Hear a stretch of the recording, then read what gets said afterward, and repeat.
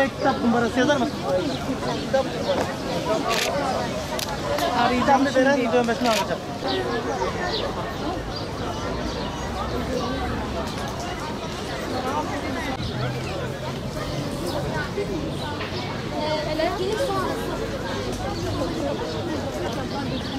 Güzel bir yuvarlak oluşturun ya da bizim yapılmış bir şekilde o şekilde. Abi en çok ben çek abi. Oturalım arkadaşlar.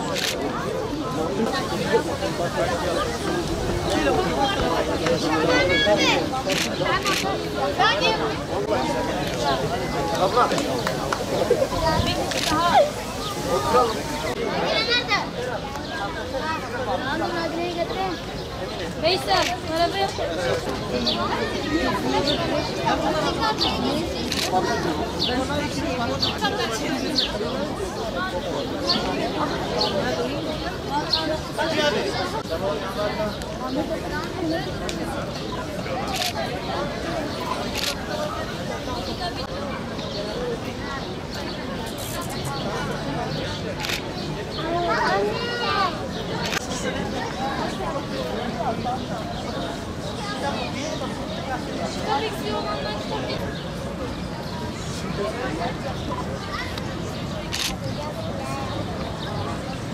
Batman Okusun ailesi olarak 17. kitap okuma etkinliğimizi düzenliyoruz bugün.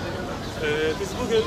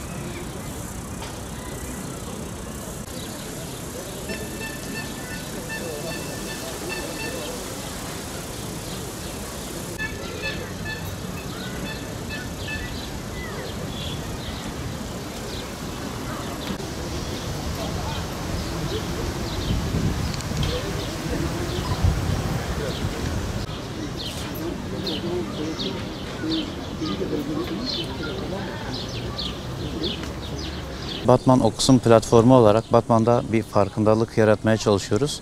Bu bizim ilk etkinliğimiz değil, 17. etkinliğimiz. Bundan önceki etkinliğimiz kapalı ortamlarda yapıldı. Daha geniş kitlelere ulaşabilmek adına burada etkinliğimizi bütün Batman halkı ile birlikte yapıyoruz şu anda. Kitapları astık bugün. Ağaçlara astık, dallarına astık. İnsanlar kitap okumadan herhangi bir yere varamaz. Bunu hepimiz biliyoruz. Başta Batman tabii ki ulaşabildiğimiz her yere bu durumu da aşılamaya çalışacağız. ben de yoldan geçiyordum. Hasta olmama rağmen böyle güzel bir etkinliğe rast gelmiş olmam gerçekten beni çok mutlu etti. Burada yani Batman'da böyle güzel etkinliklerin yapılması kitap okuma adına ve kitap okuma farkındalığını yansıtmak adına böyle güzel etkinliklerin olması gerçekten mutluluk verici. Batman Okusun ailesine çok teşekkür ediyoruz bize. Gerçekten güzel işler yapıyorlar. Yani Batman halkına gerçekten güzel işler yapıyorlar. Burada olmaktan çok mutluyuz.